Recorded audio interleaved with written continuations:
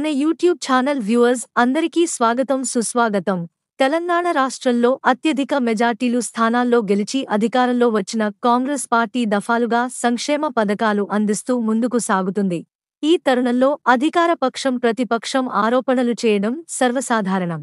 ఈ తరుణంలో విద్యావంతులు, మంచి హోదాలో పనిచేస్తున్న మాజీ మంత్రులు, మాజీ ఎమ్మెల్యేలు, ప్రస్తుత మంత్రులు, ప్రస్తుత ఎమ్మెల్యేలు వీళ్లందరూ ఒక రాజ్యాంగబద్ధమైనటువంటి సేవలందించిన వారు. అయితే ఈ మాటలు ఎందుకు చెప్తున్నాను అంటే, రాష్ట్రంలో ఉన్న ప్రస్తుత పరిస్థితులపై అధ్యయనం చేసినట్లయితే అధికారంలో ఉన్నటువంటి పార్టీ ప్రతిపక్షం మీద, ప్రతిపక్షంలో ఉన్నటువంటి పార్టీ అధికారంలో ఉన్న పార్టీ మీద ఆరోపణలు, కౌంటర్లు ఇవ్వడం, డిబేట్లు చేయడం సర్వసాధారణం. రాష్ట్రంలో ఉన్న ప్రస్తుత పరిస్థితులపై అధ్యయనం చేసినట్లయితే అధికారంలో ఉన్నటువంటి పార్టీ ప్రతిపక్షం మీద, ప్రతిపక్షంలో ఉన్నటువంటి పార్టీ అధికారంలో ఉన్న పార్టీ మీద ఆరోపణలు, కౌంటర్లు ఇవ్వడం, డిబేట్లు చేయడం సర్వసాధారణం. కానీ ఇక్కడ మనం ముఖ్యంగా బీఆర్ఎస్ పార్టీ మాజీ ఎమ్మెల్యే బాల్క సుమన్ గారు ప్రస్తుత సీఎం రేవంత్ రెడ్డి గారిని చెప్పు చూపించడం నిజంగా చాలా అవమానంతో, సిగ్గుతో తలదించుకోవలసిన పరిస్థితి. పరుష పదజాలంతో దూషించే పద్ధతిని నాయకులు పులిస్టా పెట్టాలి. ఎందుకంటే ఒక మాజీ ఎమ్మెల్యే స్థాయిలో ఉంటూ ఈ విధంగా చెప్పులు చూపించడం సమాజానికి మీరు ఏం సందేశం ఇస్తున్నారు? అసలు ఇలాంటి కామెంట్లు ఎవ్వరూ చేయవద్దు.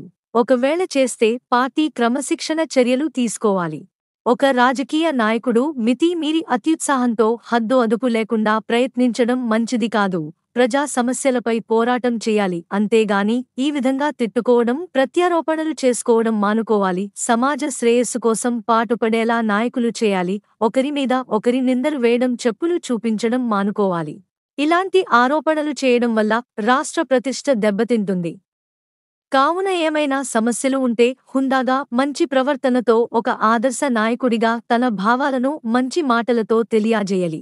నాయకుడికి ఉండవలసిన ప్రధాన లక్ష్యం ఏంటంటే ఆయన చాలా హుందాగా, ఆదర్శవంతంగా ప్రయత్నించాలి. ఆదర్శవంతమైనటువంటి ప్రవర్తన నియమాలని పాటించాలి. మంచి నాయకత్వ లక్షణాలు పెంపొందించుకోవాలి. ఈ సంఘటనలు మరల జరగకుండా నాయకులు కృషి చేయాలని ఈ వీడియో సందేశం. సమాజ శ్రేయస్సే మన ధ్యేయం. ఇలాంటి మంచి వీడియోస్తో మళ్ళీ కలుద్దాం. Thank you so much friends. మా ఛానల్ ఇంకా సబ్స్క్రైబ్ చేయని వాళ్ళు ఉంటే సబ్స్క్రైబ్ చేసుకోండి.